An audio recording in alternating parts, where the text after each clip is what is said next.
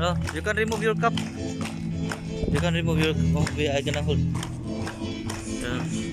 Happy tayo ay. Merry Christmas po. Ayan.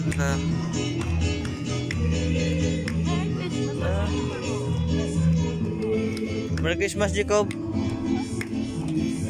Merry Christmas ka. Love you. I've been good all year. Yan na, kongkuha po. Kasi nga, hindi kay yung anak ko si Jacob, hindi siya nakapag atin ng simbang gabi kasi bawal nga yung bata.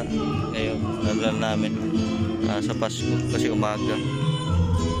Pero madami pa rin, madami pa rin nagsisimba.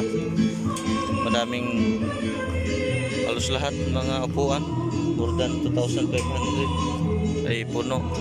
Mayroon pa nakatayo. Sobrang dami. Yung iba nasa labas pero kasi kailangan i-maintain yung social distancing. So yan po.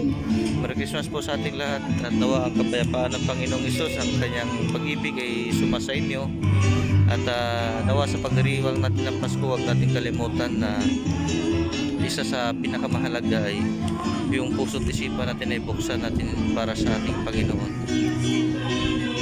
God bless po.